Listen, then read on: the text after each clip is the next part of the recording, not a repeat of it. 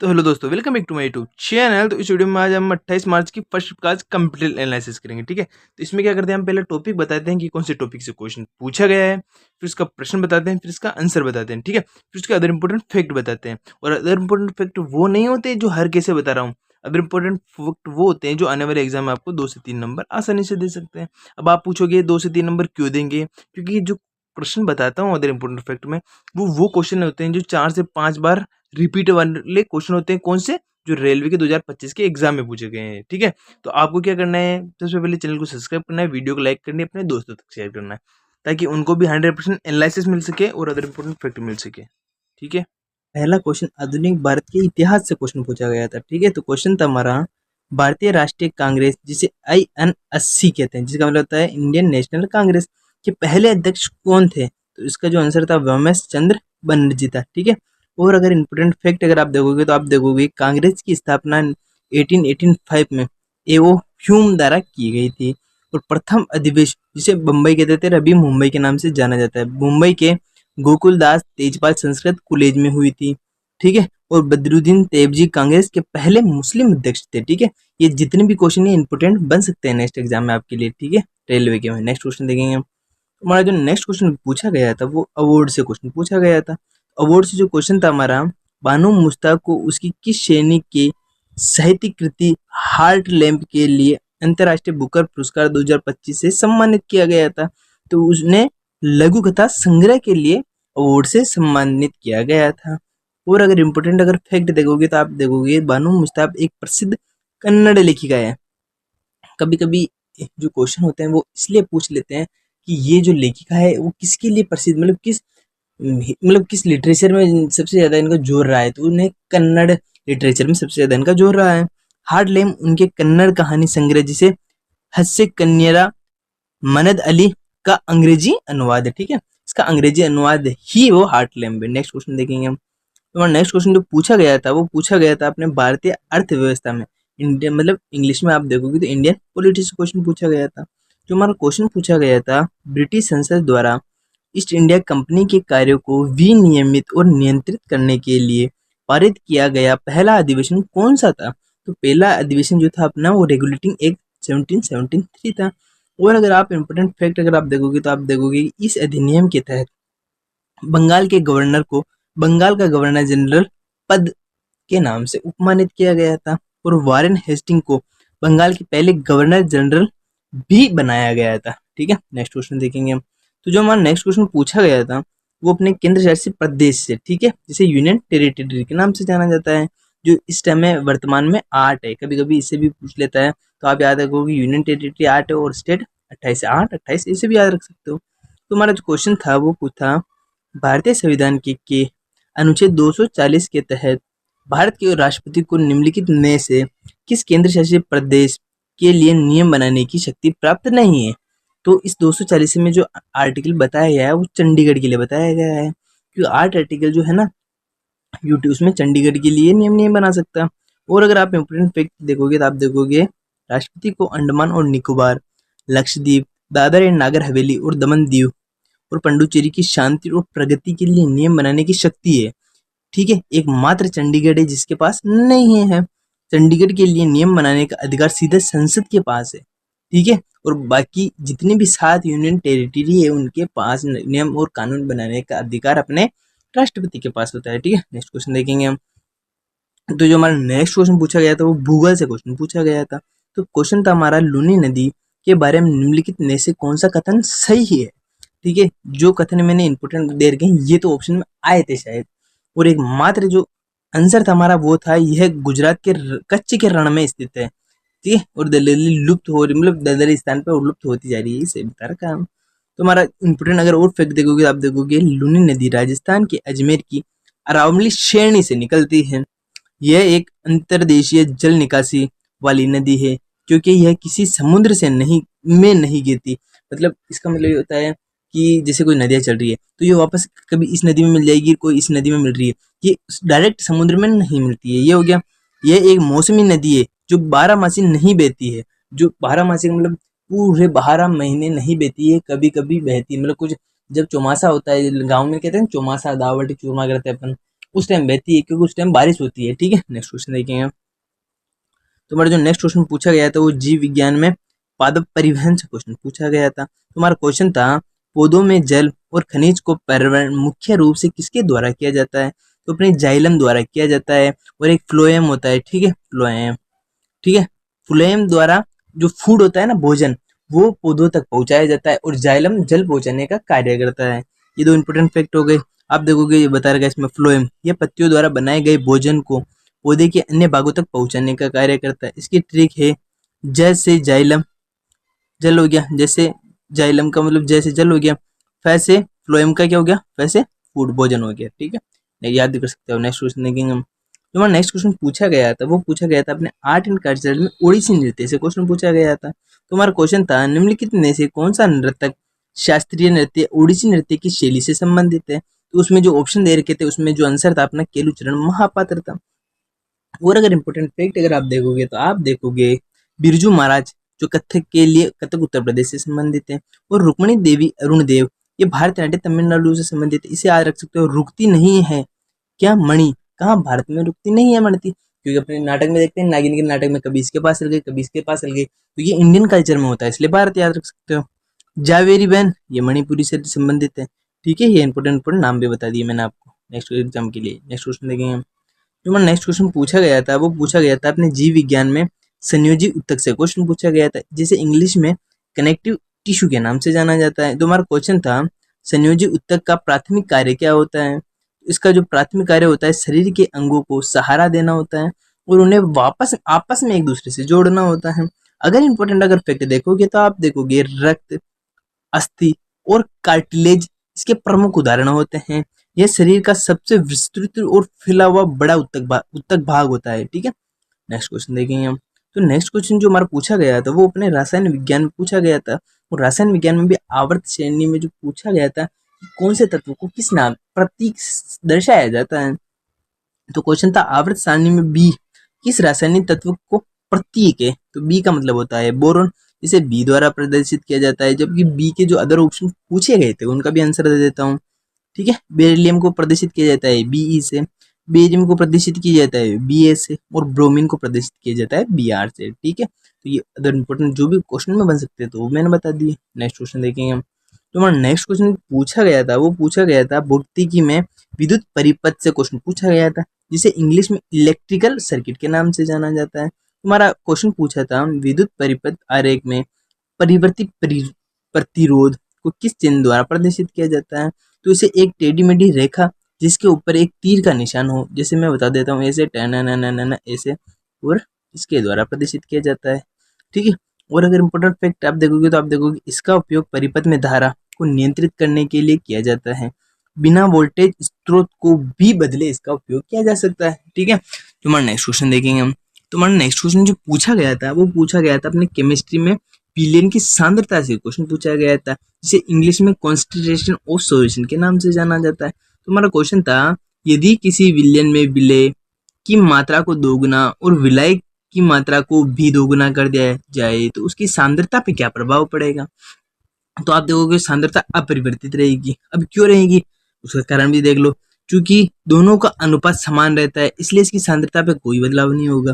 क्योंकि इसका मैं कारण बता देता हूँ, जैसे 2 इधर हो गया बराबर 2 इधर हो गया, आपने 2 तो कर दिया एक को, लेकिन वापस इससे ये कट जाएगा तो वापस 1:1 आंसर आ गया। ऐसे होता है। नेक्स्ट क्वेश्चन देख लो आप। तो जो नेक्स्ट क्वेश्चन पूछा गया था हमारे जीव विज्ञान में लचीली संयोजी उत्तक से क्वेश्चन पूछा गया था। तो हमारा क्वेश्चन का जो पूछने का तरीका था वो था मानव कान के बाहरी भाग जिसे पिन्ना के नाम से जाना जाता है और नाक की नोक मुख्य रूप से कौन सा लचीला संयोजी उत्तक पाया जाता है? तो उसमें उपास्थि या कार्टिलेज पाया जाता है। और अगर इंपोर्टेंट अगर फैक्ट देखोगे तो आप उपास्थि ये हड्डियों की तुलना में कोमल और लचीली होती है, इसमें रक्त वाहिका नहीं पाई जाती है।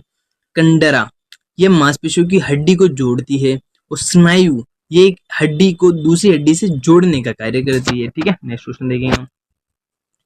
ठीक है, तो जो हमारा नेक्स्ट क्वेश्चन पूछा गया था वापस वो सामान्य जीके से पूछा गया था। सामान्य जीके मतलब जो करंट का क्वेश्चन था हमारा, तो करंट का क्वेश्चन पूछा गया था अक्टूबर 2024 में प्रकाशित वैश्विक भूखमरी सूचकांक GHI जिसे कहते हैं ग्लोबल हंगर इंडेक्स 2024 में भारत को कुल कितने देशों में से 105वें स्थान दिया गया था। अब आपको देखो 2024 की पूछा है, जबकि अगर 2025 में अगर भूखमरी की सूचकांक में रैंक पूछता है तो अपनी वो 102 है। और कितने देशों से मतलब ये डिफरेंस किया जाता है, 125 देशों से डिफरेंस किया जाता है। इसमें किस किस के आधार पे होती है वो भी देख लो। GHI 4 संकेतों पर आधारित होती है, जैसे कि होता है अल्प पोषक हो गया, चाइल्ड स्टिंग हो गया, चाइल्ड वेस्टिंग हो गया, और बाल मृत्यु दर को इसमें शामिल किया जाता है। भारत की स्थिति इस टाइम कौन सी स्थिति है, अपनी गंभीर श्रेणी की स्थिति में रखा गया है। ठीक है, नेक्स्ट क्वेश्चन देखेंगे हम। तुम्हारा नेक्स्ट क्वेश्चन पूछा गया था वो अपने जीव विज्ञान में बायोलॉजी में सेल से क्वेश्चन पूछा गया था। तुम्हारा क्वेश्चन था रफ एंडोलोज्मिक रेटिकुलम का मुख्य कार्य क्या होता है। तो जिसका मुख्य कार्य होता है वो प्रोटीन का संश्लेषण करना होता है। और अगर इंपॉर्टेंट फैक्ट अगर आप देखोगे तो आपको पता चलेगा RER इसकी सतह पर राइबोसोम होते हैं, इसलिए ये प्रोटीन बनाता है, इसलिए राइबोसोम को प्रोटीन की फैक्ट्री के नाम से जाना जाता है। इसमें प्लेलिड कण की मात्रा भी पाई जाती है। SER इसकी जो फुल फॉर्म होती है वो तो स्मूथ ER होती है। इसकी सतह चिकनी होती है और ये लिपिड वसा के संश्लेषण में सर्वाधिक मात्रा में मदद करती है। ठीक है, नेक्स्ट क्वेश्चन देखेंगे हम।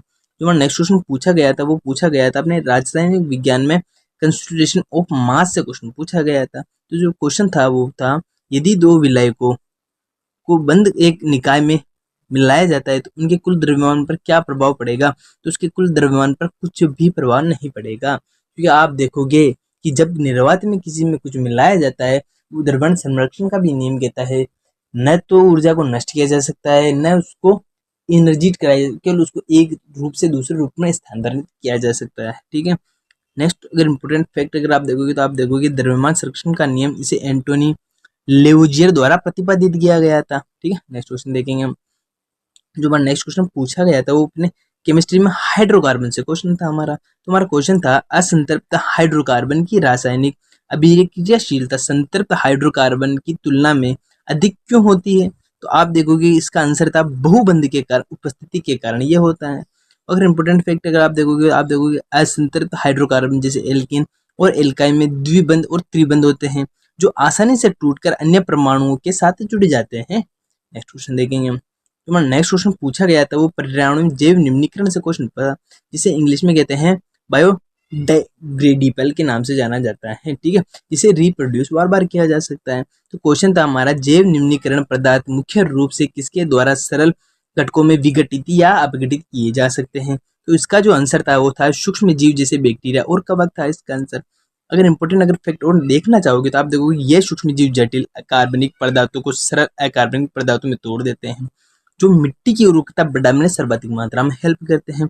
प्लास्टिक जैसे पदार्थ जैसे अजैविक निम्नीकरण कहलाते हैं, क्योंकि इसमें सूक्ष्म जीव जैसे विघटित नहीं हो पाते। जिससे मतलब अभी आपने देखा कि कागज है उसको गलाकर वापस रिप्रोड्यूस किया जा सकता है, लेकिन जो प्लास्टिक है उसे रिप्रोड्यूस नहीं किया जा सकता। तो एक बार वो जो खराब हो जाता है तो वो एनवायरनमेंट में कार्बन की मात्रा फैलाता है, इसलिए उसको बंद कराने की भी सलाह दी जाती है। नेक्स्ट क्वेश्चन देखेंगे हम। जो नेक्स्ट क्वेश्चन पूछा गया था वो पूछा गया था चिकित्सा तकनीक में जो रक्तचाप से ब्लड प्रेशर से क्वेश्चन पूछा गया था। क्वेश्चन था रक्तचाप मापने के लिए ओसियोलोमेट्रिक पद्धति का प्रयोग मुख्य रूप से क्यों किया जाता है। क्योंकि इसमें स्टेथोस्कोप की आवश्यकता नहीं होती है, फर्स्ट बात तो ये हो गया। और ये स्वचालित उपकरणों के लिए उपयुक्त होती है, मतलब ऑटोमेटिक करने के लिए उपयुक्त मानी जाती है। और अगर इंपॉर्टेंट फैक्ट अगर आप देखोगे तो आप देखोगे डिजिटल ब्लड प्रेशर मशीन इसी तकनीक का उपयोग करती है, जो धमनी की दीवारों में होने वाले कंपन को मापती है, जो कंपन नहीं होता उसको मापने का कार्य करती है। ठीक है, नेक्स्ट क्वेश्चन देखेंगे हम। तो हमारा नेक्स्ट क्वेश्चन पूछा गया था वो पूछा गया था अपने वनस्पति विज्ञान में उत्तक से टिश्यू जो होता है ना उससे क्वेश्चन पूछा गया था। तो हमारा क्वेश्चन था पौधों में जल और खनिज का ऊपरी और संवहन मुख्य रूप से किसकी सहायता से होता है। तो ये अपने जाइलम की सहायता से होता है। जाइलम में जल पौधों तक पहुंचाने के लिए जाइलम का उपयोग होता है, और फ्लोएम पौधों तक अपने भोजन पहुंचाने के लिए उपयोग किया जाता है। जाइलम जड़ों से पानी पोषक तत्वों को पत्तियों तक पहुंचाने का कार्य करता है, जबकि फ्लोएम पत्तियों द्वारा बनाए गए भोजन जैसे चीनी को पौधों के अन्य भाग तक पहुंचवाने में सहायता करता है। ठीक है, नेक्स्ट क्वेश्चन देखेंगे। तो अगर नेक्स्ट क्वेश्चन जो पूछा गया था हमारा वो फिजिक्स में वर्क से क्वेश्चन पूछा गया था। तो इसमें जो प्रश्न था वो पूछा गया था यदि कोई व्यक्ति एक स्थिर दीवार को धक्का देता है लेकिन दीवार अपनी जगह से बिल्कुल नहीं हिलती है तो भौतिकी के अनुसार किया गया कार्य कितना होगा। इसके अनुसार जो किया गया कार्य वो शून्य होगा। मुझे बताओ, एक दीवार खड़ी है, आपने इसमें 100 पोटेंशियल अपना दे दिया, लेकिन अगर आपको इस दीवार को वहां धकेलना था जिसके लिए आपको 100 रुपए दिए जाते, लेकिन अगर आप धकेल ही नहीं पाए तो आपको क्या 100 रुपये मिलेंगे क्या? नहीं। कितने मिलेंगे आपको? 0 मिलेंगे, जबकि आपने पोटेंशियल तो पूरा लगाया। तो अगर विस्थापन नहीं होगा, किया गया कार्य विस्थापन पर निर्भर करता है। इसका जो सूत्र होता है वर्क बराबर फोर्स इंटू डिस्प्लेसमेंट। फोर्स तो आपने 20-15 का लगाया, लेकिन डिस्प्लेसमेंट हुआ 0 का, तो 15 इंटू 0 वापस 0, तो किया गया कार्य भी 0 होगा। यदि विस्थापन शून्य है तो किया गया कुल कार्य भी शून्य होगा, चाहे लगाया बल गया बल कितना भी अधिक मात्रा में क्यों ना हो। नेक्स्ट क्वेश्चन देखेंगे हम। जो हमारा नेक्स्ट क्वेश्चन पूछा गया था वो भूगोल में उत्तराखंड से क्वेश्चन पूछा गया था। जो हमारा क्वेश्चन था वो पूछा गया था उत्तराखंड के कौन से 2 जिले हिमाचल प्रदेश की सीमा को स्पर्श करते हैं? तो एक तो उत्तरकाशी करता है और एक देहरादून करता है। और अगर इम्पोर्टेंट फैक्ट अगर आप देखने जाओगे तो आप देखोगे उत्तरकाशी और देहरादून जिले हिमाचल प्रदेश के साथ साथ अपनी सीमा साझा करते हैं। उत्तराखंड उत्तर में तिब्बत, चीन और पूर्व में नेपाल के साथ भी अपनी अंतरराष्ट्रीय सीमा को भी साझा करते हैं। नेक्स्ट क्वेश्चन देखेंगे हम। तो अगर नेक्स्ट क्वेश्चन जो पूछा गया था वो अपने रसायन विज्ञान में से क्वेश्चन पूछा था। तो रसायन विज्ञान में कैल्शियम क्लोराइड CaCl2 के नाम से जाना जाता था, इससे क्वेश्चन था। क्वेश्चन पूछा गया था जो कैल्शियम क्लोराइड का मोलर द्रव्यमान कितना होता है? तो इसका जो आंसर था वो 111 ग्राम अपॉन मोल था। अगर इम्पोर्टेंट फैक्ट अगर आप देखोगे तो आप देखोगे कैल्शियम जिसे Ca कहते हैं का परमाणु द्रव्यमान 40 U होता है। क्लोरीन का परमाणु द्रव्यमान 35.5 U के लमसम होता है। जब गणना करने आए तो 40 प्लस 35, क्योंकि क्लोरीन की 2 मात्रा है, 35 मतलब 35 इंटू 5 2 हो गया, तो 40 प्लस 41 1 ये होगी। इस प्रकार इसको गणना की जा सकती है। इसका उपयोग बर्फ पिघलाने और धूल के कणों को नियंत्रित करने के लिए किया जाता है। नेक्स्ट क्वेश्चन देखेंगे हम। तो जो नेक्स्ट क्वेश्चन हमारा पूछा गया था वो भारतीय संविधान में से क्वेश्चन पूछा गया था, जिसे इंग्लिश में इंडियन कॉन्स्टिट्यूशन कहा जाता है। तो क्वेश्चन था हमारा भारतीय संविधान का अनुच्छेद 338 निम्नलिखित में से किससे संबंधित है? तो ये राष्ट्रीय अनुसूचित जाति आयोग से संबंधित है, जिसे कहते हैं national commission for schedule caste के नाम से जाना जाता है। अगर अनुच्छेद 338 ए देखेंगे तो ये राष्ट्रीय अनुसूचित जनजाति आयोग से संबंधित है, जिसे NCST के नाम से जाता है, national commission for schedule caste हो गया। और 338 बी ये राष्ट्रीय पिछड़ा वर्ग आयोग से जुड़ा हुआ है, जिसे वो अपने कहते हैं national commission for backward class के नाम से जाना जाता है। ठीक है, नेक्स्ट क्वेश्चन देखेंगे हम। तो हमारा नेक्स्ट क्वेश्चन पूछा गया था वो नियुक्ति से अपॉइंटमेंट से क्वेश्चन पूछा गया था। ये अपने करंट का क्वेश्चन है। ठीक है, अपॉइंटमेंट से सर्वाधिक मात्रा में क्वेश्चन पूछे जाते हैं। क्वेश्चन था श्री S कृष्णम को जम्मू कश्मीर बैंक को अंशकालिक अध्यक्ष किसकी मंजूरी दी थी? अंतकालिक अध्यक्ष की मंजूरी किसने दी थी? तो ये अपने भारतीय रिजर्व बैंक द्वारा दी गई थी। बैंकिंग क्षेत्र में उच्च पदों की नियुक्तियों के लिए RBI की मंजूरी लेना आवश्यक माना जाता है, कि जम्मू कश्मीर के बैंक एक निजी क्षेत्र का बैंक है जिसमें जम्मू कश्मीर सरकार की बड़ी हिस्सेदारी मानी जाती है। ठीक है, ठीक है। नेक्स्ट क्वेश्चन देखेंगे हम। तो नेक्स्ट क्वेश्चन जो आपने पूछा गया था वो पूछा गया था आधुनिक भारत के इतिहास से क्वेश्चन पूछा गया था। तो क्वेश्चन था हमारा भारतीय राष्ट्रीय कांग्रेस के पहले अध्यक्ष कौन थे? तो इसका आंसर था भूमेश चंद्र बनर्जी थे। इसमें जो अदर इंपॉर्टेंट फैक्ट बन सकते हैं तो आप देखोगे तो कांग्रेस की स्थापना 1885 में A.O. ह्यूम द्वारा की गई थी और प्रथम अधिवेश मुंबई में हुआ था। मुंबई के कहाँ पर हुआ था ये भी क्वेश्चन पूछ सकता है। तो आप देखोगे गोकुलदास तेजपाल संस्कृत कॉलेज में हुआ था। बदरुद्दीन तैयब जी कांग्रेस के पहले मुस्लिम अध्यक्ष भी थे। ये क्वेश्चन इस तरह के पूछे जा सकते हैं। ठीक है, तो आज का हमारा लास्ट क्वेश्चन खत्म होता है। वीडियो अच्छी लगी तो वीडियो को लाइक, चैनल को सब्सक्राइब कर दे, अपने दोस्तों तक शेयर कर दे, क्योंकि इसमें क्या करते हैं हम पहले ये बताते हैं क्वेश्चन आया कहाँ से, फिर उसके क्वेश्चन के साथ उसका आंसर बताते हैं, फिर उससे रिलेटेड जो अदर इंपॉर्टेंट फैक्ट बन सकते हैं नेक्स्ट एग्जाम में इंपॉर्टेंट पॉइंट वो बताते हैं, तो आपके नेक्स्ट एग्जाम के लिए आपको बूस्ट करने में आपकी बहुत ज़्यादा मेहनत कर सके। ठीक है, इस प्रकार हम अपना 100% एनालिसिस देने का 100% नियम पूरा करते हैं। ठीक है, अगर वीडियो अच्छी लग रही हो तो हमें लाइक करें, कमेंट को सब्सक्राइब करें और हमें एक बताने का प्रयास करें कि हम कहाँ गलती कर रहे हैं, तो उसे नेक्स्ट वीडियो में सुधारने का प्रयास करेंगे। ठीक है, बाय।